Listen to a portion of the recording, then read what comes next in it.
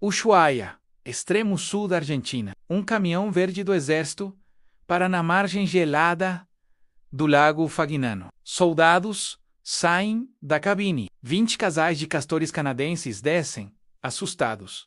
Após meses, viajando exato em que começa o maior desastre ecológico sul-americano dos últimos 10.000 anos. Os militares argentinos soltaram esses animais com um objetivo simples: gerar renda, vendendo peles, atrair colonos para a região vazia. Parecia perfeito no papel. O que ninguém previu é que aquele pequeno grupo de roedores se transformaria em 110.000 criaturas devastadoras. Hoje devoram florestas inteiras, cortam cabos de internet, inundam estradas, deixam rastro de morte tão visível que satélites fotografam do espaço. Tudo começou com 20 casais, com uma decisão, com falta de imaginação. Castores não desaparecem. Eles trabalham sem parar. Quando um castor chega em um lugar novo, o local muda para sempre. Essa é a natureza deles. Naquela primeira década em Tierra del Fuego, poucos percebiam o problema. Os castores colonizavam, construíram represas. Centenas. Depois, milhares. Fizeram ninos. Em troncos caídos, derrubaram árvores. Criaram lagos onde havia rios vivos. Se reproduziram. Muito. A população dobrou a cada 3 anos, menos crescimento exponencial sem freio. Na década de 1960, os primeiros castores nadaram até o lado chileno da ilha. Aqueles animais, cientistas diriam depois, não reconhecem fronteiras. A verdade era pior: faltavam predadores. Faltava tudo que pudesse controlá-los. O continente oferecia um buffet infinito. Quando Miguel Gallardo chegou a Puerto Williams em 2010, era um conservacionista de 30 anos, policial florestal chileno, patrulhas em reservas ambientais, proteção de fauna nativa. Trabalho que amava desde a adolescência. Transferência de rotina para uma cidade pequena, constantemente castigada pelo vento, no extremo sul. Última parada antes do fim do continente. A primeira caminhada que fez em seu novo território o deixou imóvel. Visão que o perseguiria para sempre. Estava tudo branco. Branco mesmo.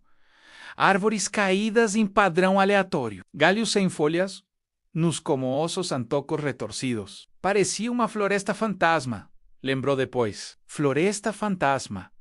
Aquela frase ecoaria em cada decisão. Futura, porque o que Gallardo encontrou era 7 décadas de castores roendo a própria Patagônia, até o osso. As florestas nativas estavam sendo pulverizadas. Faia-lenga, salgueiro, algodão americano, galhos nos se estendiam por quilômetros, troncos que ainda não caíram, mas que desistiam de viver. Represas construídas por centenas de castores transformaram rios vivos em pântanos, mortos, espelhos de água parada, onde nada mais se movia, em uma única região, Ilha Navarino. Os castores já haviam dizimado uma área com quase o dobro do tamanho de Washington depois de Cristo, 31.000 hectares de morte. Os números eram abstratos demais, mas a visão Gallardo nunca esqueceria, nunca sairia de sua mente. O problema era simples. Um castor morde uma árvore. Seus incisivos, cheios de ferro, resistentes, laranja brilhante, nunca param de crescer, nunca se desgastam com o roer. Uma árvore cai. Ele come as folhas, usa o tronco para construir uma represa. A represa o rio. Água parada mata peixes, mata plantas, mata o ecossistema inteiro. Uma árvore, depois 100, depois 1.000, depois 70.600 represas visíveis em satélite, só no lado argentino de Tierra del Fuego. Drones as mapeavam, pesquisadores publicavam os dados. Ninguém fazia nada. Miguel Gallardo estava ali agora, olhando para a destruição, Precisava fazer algo. Pediu porte de arma. Comprou uma calibre 22, começou a caçar sozinho. Quando o Galardo matava o primeiro castor, ele não sabia que matava um invasor que a própria América havia rejeitado. Mas a ciência já tinha a resposta. Por que os castores destruíam Tierra del Fuego enquanto funcionavam perfeitamente bem no Canadá, nos Estados Unidos? A resposta mudava tudo. Tudo.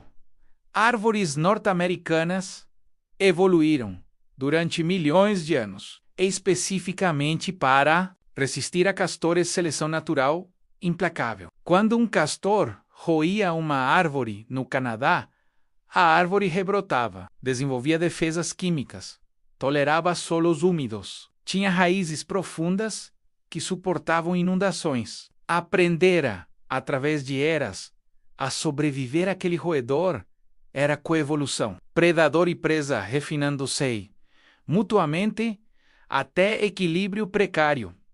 As árvores da Patagônia nunca viram um castor até 1946.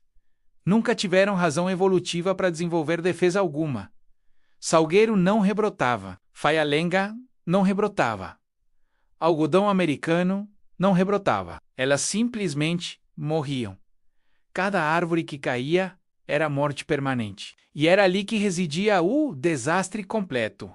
Um animal perfeito chegou a um lugar completamente desarmado para lidar com ele. Uma colisão entre dois mundos que nunca deveriam ter se tocado. Os danos expandiram em padrão exponencial. Represas criadas pelos castores alagaram rodovias inteiras, inundaram propriedades rurais, destruíram cercas que prendiam rebanhos de ovelhas, menos milhares de ovelhas desapareceram em inundações. Mais grave, em janeiro de 2017, castores roerão cabos de fibra óptica em Terra del Fuego. Toda a região perdeu internet, perdeu telefonia celular. Ushuaia, a maior cidade, ficou incomunicável. Tudo porque um castor descobriu que podia comer metal revestido. Tudo porque ninguém planejou que essa espécie invasora precisaria controle permanente. Os danos econômicos? A Argentina calculou 66 milhões de dólares por ano, só na Argentina. Mas havia mais uma reviravolta que ninguém previra. Quando cientistas da Universidade do Norte do Texas estudaram a Ilha Navarino, descobriram algo sombrio. Os habitats modificados pelos castores viraram porta de entrada para outras invasoras, arganazes, martas, espécies que usavam os lagos, parados como bases de caça, para atacar gansos nativos, patos selvagens e pequenos roedores da Patagônia. Um processo descontrolado de invasão em cascata começava. Um animal destrói a floresta. O próximo animal chega e devasta o que restou. O ecossistema não sobrevive a duas invasões simultâneas. Não tinha defesa contra nenhuma. Em 2008, Argentina e Chile assinaram um acordo. Não era para controlar a população de castores. Era para erradicar, eliminar completamente pesquisadores de Nova Zelândia e dos Estados Unidos haviam calculado que seria tecnicamente possível, mas custaria 33 milhões de dólares americanos. Os governos precisavam de dinheiro. Conseguiram subsídios da Global Environment Facility, uma parceria internacional de financiamento ambiental. Em 2016, começou o projeto piloto mais ambicioso de erradicação de espécie invasora já tentado na América do Sul. Tudo documentado, tudo rastreado. A região escolhida foi Esmeralda Las Ifachas, na Argentina. 10 recuperadores, assim eram chamados os colocadores de armadilhas, entraram na Floresta Fantasma. Outubro de 2016, inverno austral, frio brutal. Temperaturas abaixo de zero, eles instalaram armadilhas em padrão sistemático, laços, câmeras de movimento acionadas por calor. Trabalharam por 4 meses. Resultado verificado: 197 castores capturados vivos em armadilhas. 7 abatidos com arma de fogo. Total, 204 castores mortos em uma única área. Os recuperadores acreditavam ter eliminado todos, esvaziado completo um setor limpo. Então colocaram câmeras no mato para monitoramento pós-operatório. Semanas depois, começaram a aparecer vídeos, imagens noturnas infravermelhas. Castores, de novo, vivos, se haviam escapado das armadilhas originais, ou se eram invasores vindos de áreas não cobertas pelo projeto. Menos, ninguém sabia ainda. Mas, ali, estavam vivos, roendo madeira, construindo novas represas. A erradicação não era impossível, mas era muito mais difícil que calcular em papel, em reuniões, com gráficos PowerPoint. Hélio Curto, diretor de fauna de Tierra do Fuego, admitiu publicamente. Era tecnicamente possível, mas depende de esforços políticos prolongados. Depende de Argentina e Chile coordenarem perfeitamente. Depende de ambos os países investirem juntos durante décadas. Depende de manter o foco quando há outras crises na agenda. Na Argentina, onde inflação alta levou 1/3 da população à pobreza, é difícil convencer políticos a se importarem com florestas no extremo sul. Há vozes que questionam por que gastar 33 milhões em castores quando há crianças com fome. Havia um terceiro obstáculo que poucos falavam publicamente. Os castores estavam ficando inteligentes. Evolucionário rápido. Eles aprenderam a escapar das armadilhas tradicionais através de observação e repetição. Usavam plantas, pequenos galhos. Acionavam os laços sem cair dentro. Escapavam, voltavam, repetiam. A cada ano que passava, mais castores aprendiam a sobreviver. A população original de 20 casais havia se transformado em máquina de sobrevivência coletiva. Miguel Gallardo não esperou pelos governos. Não esperou por subsídios internacionais ou acordos diplomáticos. Depois de 9 anos caçando castores com sua 22, em 2015 ele deixou o serviço florestal.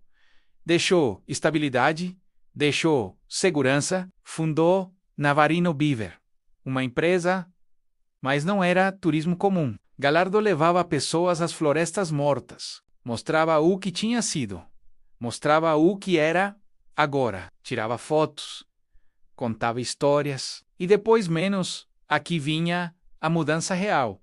Ele ensinava a caçar, armava os clientes, dava treinamento básico de segurança, saía pela floresta com eles. Quando via um castor, atiravam, juntos, a cada castor caído.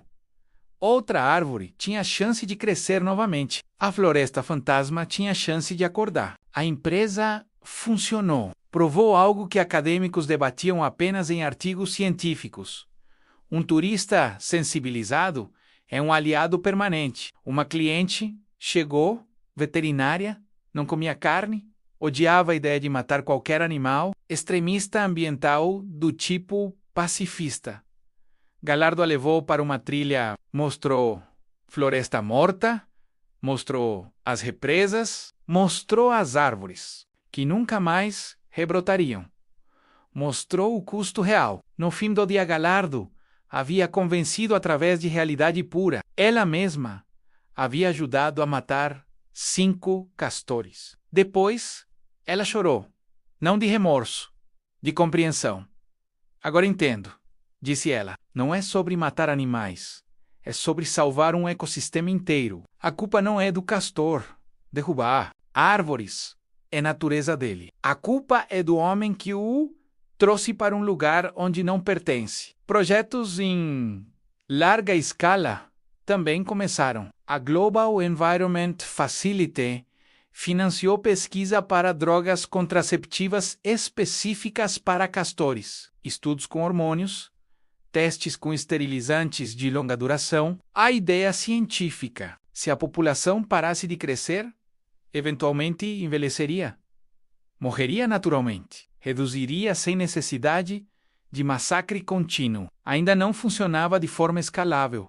Testava em grupos pequenos, com resultados parciais, esperançosos. Era a frente científica, era a esperança ou podia funcionar em 5 ou 10 anos. Caçadores usavam castório, uma secre, oleosa que os castores produzem para marcar território e comunicar-se. Colocavam em armadilhas especializadas. O aroma chamava outros castores para a morte quase certa. Muitos caíam. Outros escapavam. A tática não era a solução completa. Era apenas redução marginal. Lenta.